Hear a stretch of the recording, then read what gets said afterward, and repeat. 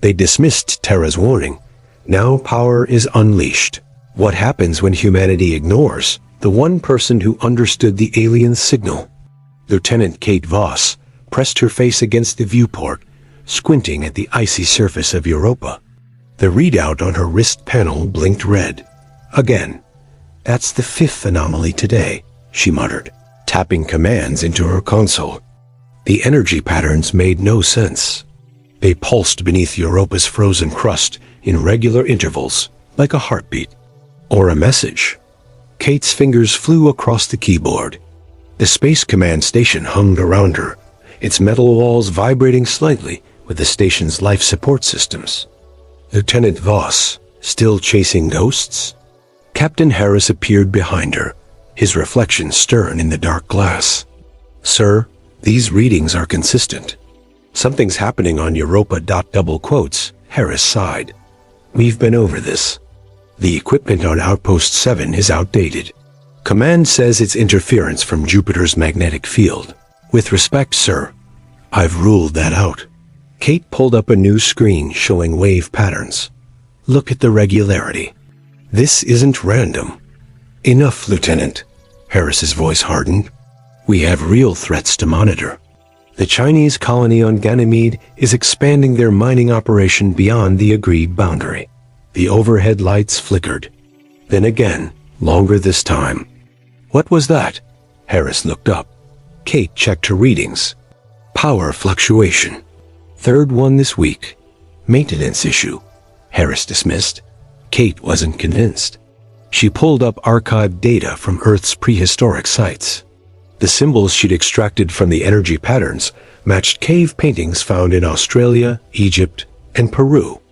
Sir, these signals match ancient Earth symbols. This could be first contact. Harris slammed his hand on the desk. Lieutenant, this obsession has gone too far. You're causing panic among the junior officers with these theories. But sir, one more word and I'll recommend psychiatric evaluation. Is that clear? The station alarm blared suddenly.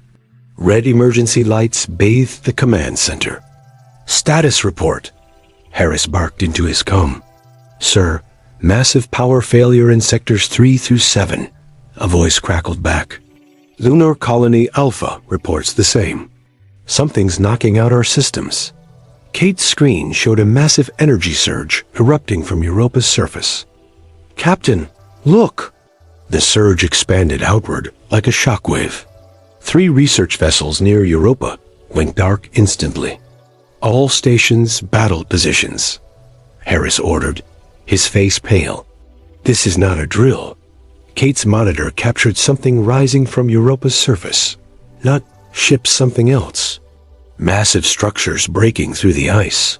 Sir, we need to evacuate now, Kate said, grabbing her data drive. The station shuddered violently. Consoles sparked around them. All personnel to escape pods, Harris commanded, finally understanding the danger. Kate downloaded the signal data as the lights failed completely. Emergency backups kicked in, casting everything in dim blue. Through the viewport, she watched as the structures from Europa began to emit pulses identical to the ones she'd been tracking. The station's communication system crackled. This is Admiral Reeves. All outer system stations are going dark. Whatever you're seeing, do not engage. Repeat, do not. The transmission cut off. The final escape pod warning sounded. As Kate ran for the evacuation bay, she knew one thing with absolute certainty. She had been right, and now it was too late. Kate stared at the blank wall of her quarters on Mars Base Alpha. House arrest. 3 weeks now. The small room with its metal bunk and single viewport had become her prison. She tapped her fingers against the data drive hidden in her boot. The evidence was there. The warning no one had heeded. The door hissed open. Commander Jack Frost stepped in, his face tight with stress. Dark circles hung under his eyes. 5 minutes, he said, glancing at the camera in the corner. He pressed something on his wrist. The red light on the camera died. What's happening out there? Kate asked, standing quickly. Bad. We lost contact with Jupiter sector completely. The lunar colonies are running on emergency power. Kate moved closer. They still think I'm crazy? General Ward called your findings mass hysteria fuel. They're blaming solar flares for the outages. Jack pulled a small tablet from his jacket. I got you something. Had to hack 3 security levels. Kate grabbed it, fingers trembling.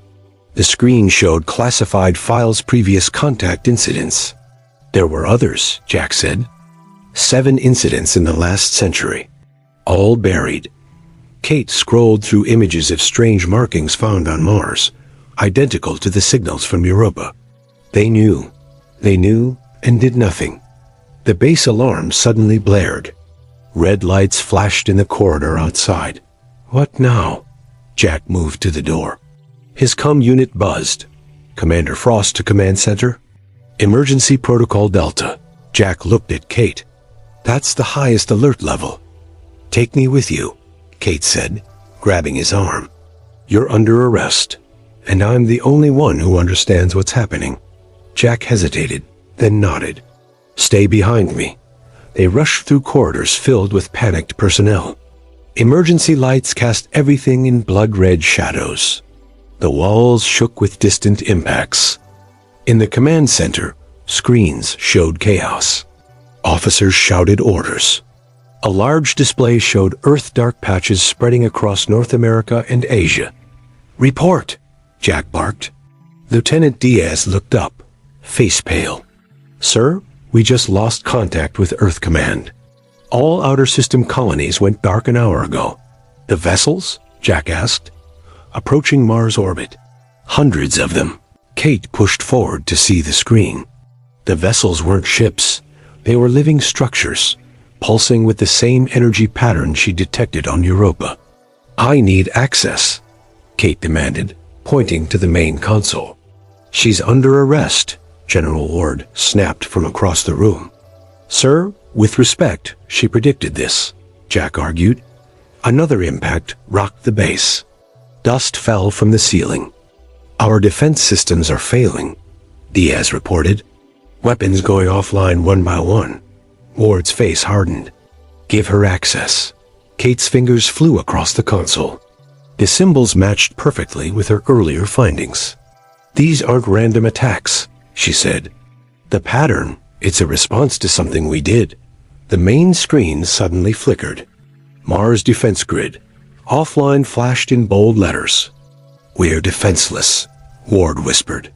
Through the command center's viewport, Kate saw the massive structures hovering above the Martian surface, pulsing with blue energy.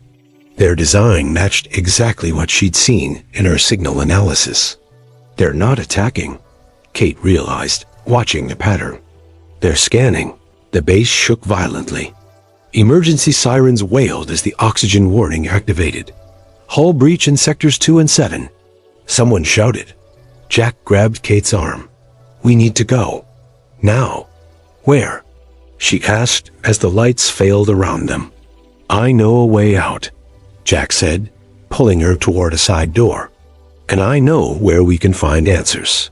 Alarms blared as Kate and Jack sprinted through the collapsing corridors of Mars Base Alpha. Emergency lights flickered, casting jerky shadows across their path. The floor trembled beneath their boots. This way, Jack shouted, pulling Kate around a corner. They dodged panicked personnel rushing toward evacuation pods. A ceiling panel crashed down behind them, narrowly missing a group of technicians. Where are we going? Kate gasped, lungs burning from the thinning air. Hangar B Experimental Division. They reached a sealed door. Jack pressed his palm against the scanner. Nothing happened. Power's out, Kate said.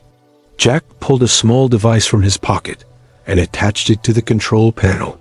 The door slid open halfway, then stuck. Squeeze through, he ordered. They forced their way into a darkened hangar.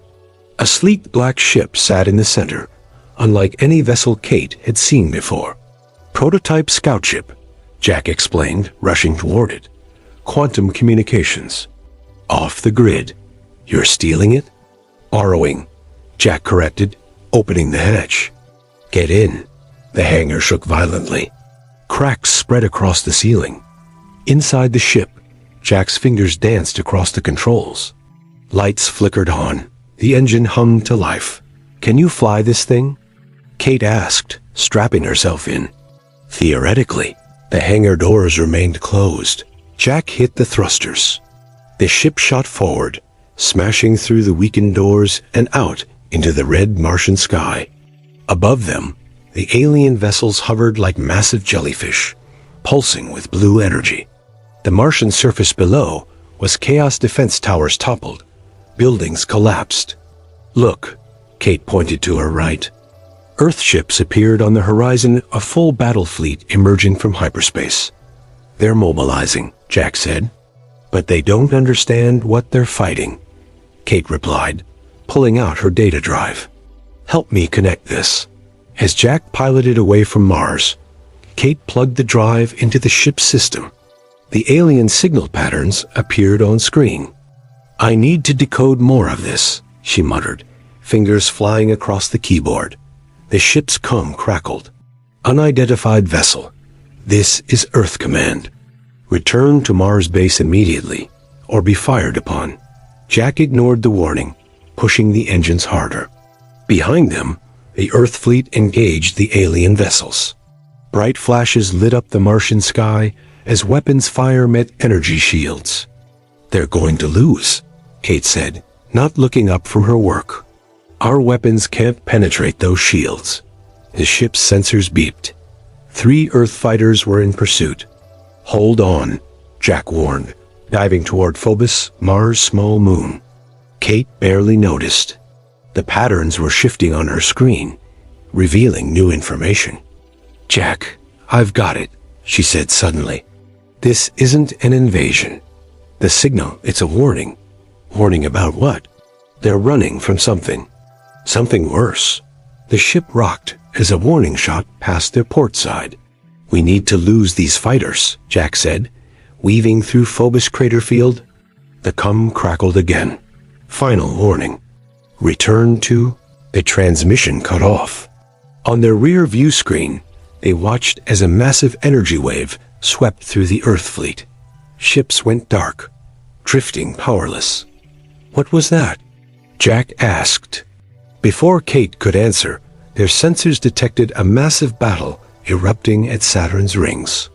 The screen showed Earth forces being decimated by something they couldn't see. "It's spreading," Kate whispered. "Whatever they're fleeing, it's here." Her decoding program beeped. New information appeared on screen. "Terra warning," Kate read. "Jack, this isn't about Terra as in Earth. It's about something beneath Earth's oceans. An ancient weapon." Jack looked at her, face pale in the dim light. "What kind of weapon?" Kate stared at the final decoded message, her blood turning cold. "One that could destroy everything, and it's waking up." The stolen scout ship broke through Earth's atmosphere, flames licking its hull. Kate gripped her seat as turbulence shook the cabin. Below them, the Pacific Ocean stretched vast and dark. "There," Kate pointed to coordinates on the navigation screen. 200 miles off the Japanese coast. Jack adjusted course, the engine straining. "How did Earth Command finally believe you?" "Desperation," Kate said. "After the Saturn massacre, they had no choice." The comm unit crackled. Admiral Chun's voice came through, distorted by interference. "Lieutenant Voss, status report. Approaching target coordinates. The weapon should be directly below us. The enemy fleet will reach Earth in 6 hours. Whatever you're going to do it fast." Kate checked her screens. The decoded signal showed a massive structure buried beneath the ocean floor. Ancient, yet somehow advanced beyond current technology. "Taking us down," Jack said, the ship descending toward the choppy waves. The scout ship wasn't designed for water landing. It hit the surface hard, bouncing twice before settling. Waves crashed against the viewport. "Deploying submersible pod," Jack said, hitting a sequence of buttons. A small section of the floor opened. A spherical pod rose from beneath. 2-person capacity, Jack explained. "Should get us to the ocean floor." Kate grabbed her datapad. The weapon needs activation codes. I've extracted them from the signal. They climbed into the pod. The hatch sealed with a hiss. Jack initiated the launch sequence, and they dropped into the dark water. Pressure mounted as they descended. The pod's lights illuminated nothing but endless blue, then darkness. "How deep is this thing?" Jack asked, checking the depth gauge. "The signal indicates it's in a trench. Nearly 7 miles down." Jack whistled. No wonder no one found it before. The pod's hull creaked under the immense pressure. Warning lights flashed on the control panel. "We're exceeding design limits," Jack said, voice tight. "We have to keep going." The darkness outside suddenly gave way to a soft blue glow. A massive structure appeared below them, a dome of unknown material, pulsing with the same energy pattern Kate had detected from Europa. "It's huge," Jack whispered. The pod landed on the dome's surface. External cameras showed strange symbols etched into the material identical to those in Kate's signal data. "There should be an entrance," Kate said, scanning the structure. A section of the dome suddenly shifted, opening like an iris. The pod was pulled inside by an unseen force. They emerged into a vast chamber filled with air. The pod settled on a platform. Kate and Jack exchanged nervous glances before opening the hatch. The chamber hummed with energy. At its center stood a pillar of light, pulsing in rhythm. "A control system," Kate said, approaching it cautiously. She connected her datapad to a panel covered in ancient symbols. Information flooded the screen. "This is older than human civilization," she said. "But the interface responds to our technology." Jack studied the chamber. "Who built this?" "According to these readings, our ancestors did. Long before recorded history." Kate's fingers moved across the panel, inputting the activation sequence. The chamber rumbled. The pillar of light grew brighter. "It's working," she said. A holographic display appeared, showing Earth and the approaching enemy fleet massive ships, unlike the vessels they'd seen before. "Those aren't the same as the Europa entities," Jack said. "No, those were the messengers. These are what they were warning us about." The chamber shuddered. The pillar of light expanded, forming a humanoid shape. "Weapon system requires human interface." A voice echoed through the chamber. "Neural connection necessary for targeting and control." Kate stepped back. "Neural connection? It needs a human pilot." Jack moved forward. "I'll do it." "Jack, no. The system might destroy your mind." "We don't have a choice." He looked at the approaching fleet on the display. 6 hours until they reach Earth. The light pillar pulsed faster, reaching toward Jack. "The system will merge with your consciousness." Kate read from her pad. "It might not be reversible." Jack took a deep breath. "If we don't stop them, there won't be anything to come back to anyway." He stepped into the light before Kate could stop him. Light engulfed Jack. His body lifted off the ground, suspended in the glowing pillar. His eyes snapped open, now shining with the same blue energy. "Jack?" Kate called, stepping forward. His voice came back different, layered with something ancient. "I can see them. All of them." The chamber hummed louder. The walls pulsed with energy that flowed toward Jack. "The weapon is activating," Kate said, checking her pad. Power levels rising. Above them, the ocean began to churn. On the holographic display, massive energy signatures appeared across Earth's oceans, more weapons awakening. Jack's arms spread wide. "I can feel the system connecting. Worldwide network coming online." Kate watched in horror and awe as Jack's consciousness expanded through the ancient defense grid. His face contorted with pain, then smoothed into an expression of terrible power. "Enemy fleet entering lunar orbit," Kate reported, watching the display. "Earth forces engaging, but taking heavy losses." Jack nodded. His fingers twitched, and the chamber shook. "Targeting systems locked." From the ocean floor, beams of energy shot upward, cutting through water and atmosphere. The holographic display showed the beams connecting, forming a web around Earth. First wave of enemy ships destroyed, Kate said. But more are coming. Jack's body tensed. Blood trickled from his nose. The system is fighting me, trying to take control. Jack, you need to stay focused. So much power, he whispered. His eyes flared brighter. I could reshape everything.